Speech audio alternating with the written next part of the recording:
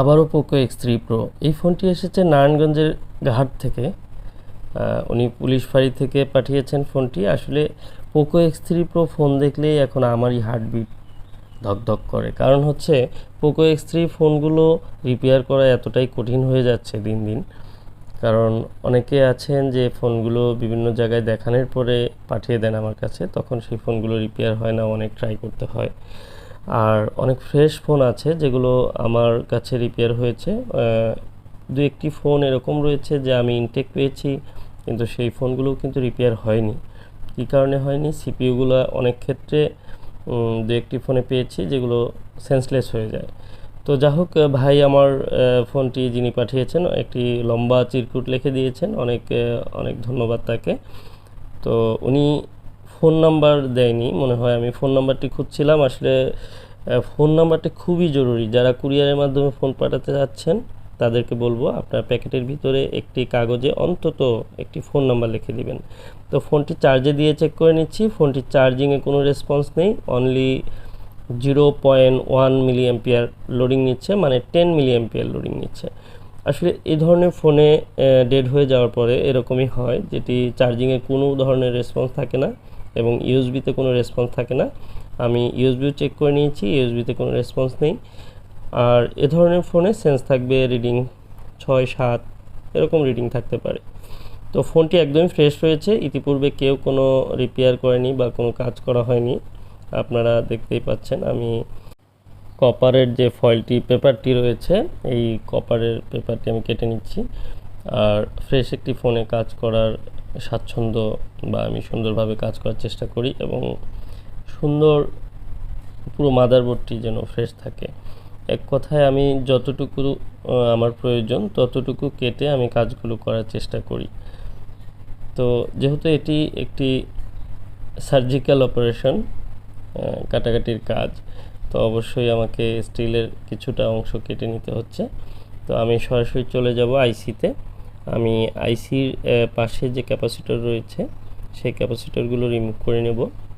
আমার আইসি রিমুভিংয়ের জন্য যে স্পেস প্রয়োজন সেই স্পেসটি আমি তৈরি করে নিচ্ছি।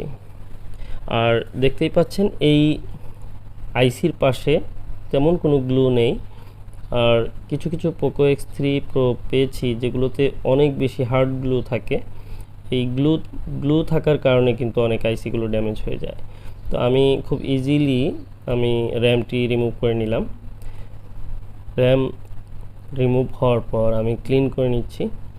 আর যদিও র্যাম সিপিইউ একসঙ্গে রিমুভ করে অনেকগুলো কাজ করেছি, আবার আমি সিপিইউ এবং র্যাম সেপারেটভাবে রিমুভ করে কাজ করব। তো আমি উভয়ের মধ্যে যে পার্থক্যগুলো পেয়েছি সেটি হচ্ছে, র্যাম রিমুভ করার পর আমি যখন সিপিইউটি রিমুভ করতে যাচ্ছি তখন সিপিইউটি আমি ক্লিন করে এরপর সিপিইউকে যখন টেম্পারেচার ইউজ করছি টেম্পারেচার একটু লো রেখে আমি কাজ করতে পারছি। যেখানে আমার র্যাম সিপিইউ একসঙ্গে রিমুভ করতে গেলে একটু এয়ার টেম্পারেচার একটু হাই করতে হচ্ছে। তো আমি আইসির সেফটির জন্য আমার মনে হয় এভাবে রিমুভ করাটা একটু বেটার মনে হচ্ছে। তো আমি খুব স্মুথলি দেখতে পাচ্ছেন আমি সিপিইউটি রিমুভ করে নিলাম। সিপিইউ রিমুভ করার পর সিপিইউর যে লাইনগুলো সেগুলো ক্লিন করে নেব। সিপিইউর এখানে রেজিস্টরগুলো একটু সরে গিয়েছে, আর এই রেজিস্টরগুলো কিন্তু খুবই গুরুত্বপূর্ণ, যেগুলো একটি এদিক সেদিক হয়ে গেলে ফোনটি রান করবে না। একটি রেজিস্টরের যে রেজিস্ট্যান্স রয়েছে সেটি সম্পর্কে ধারণা না থাকলে যদি কোনো ধরনের রেজিস্টর মিসিং হয়ে যায় সেক্ষেত্রে কিন্তু সেই রেজিস্টরটি কত ভ্যালু ছিল, কত মানের ওমসের ছিল সেটি খুঁজে বের করতে আমাদের অনেক কষ্ট করতে হয়।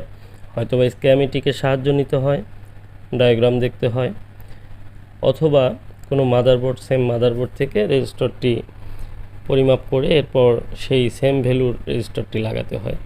অতএব এত ঝামেলার চেয়ে আমাদের সতর্কতার সাথে কাজ করাটাই উত্তম।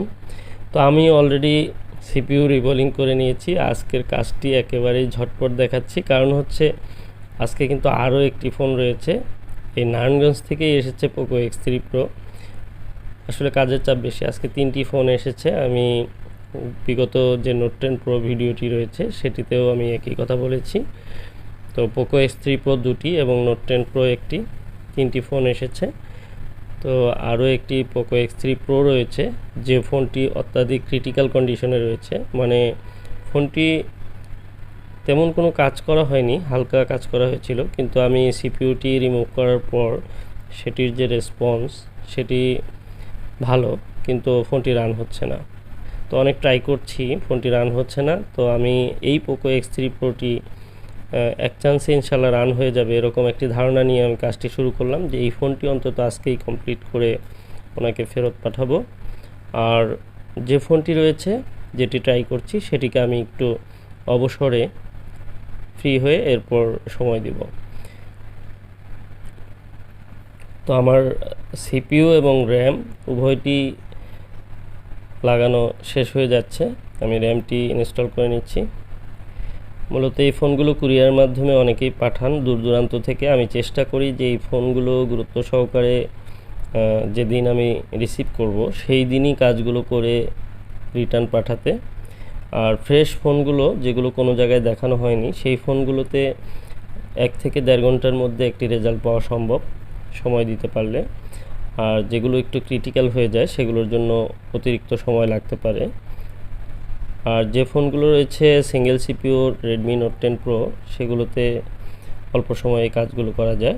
তো আমার ব্যাটারিটি একদমই চার্জ নেই, 3.2 যেহেতু ব্যাটারি দেখতে পেলাম, তো ফোনটি এই অবস্থায় রান হওয়ার সম্ভাবনা নেই। তো আমি চার্জিং লাগিয়ে দেখছি। আলহামদুলিল্লাহ, দেখুন আমার ফোনটি এক চান্সেই কিন্তু রান হয়ে গেছে। আসলে এই কাজটি করতে আমার অনেক অল্প সময় লাগলো। দেখুন চার্জ 1% হয়েছে, আমি একটু অন করার চেষ্টা করব। আর এই ফোনটিতে আমার খুবই অল্প সময় লেগেছে এবং ফোনটির যে আইসিগুলো সেগুলো খুবই সুন্দরভাবে আমি কাজ করে ওয়ান চান্সেই কিন্তু এই ফোনটি কমপ্লিট করে ফেললাম।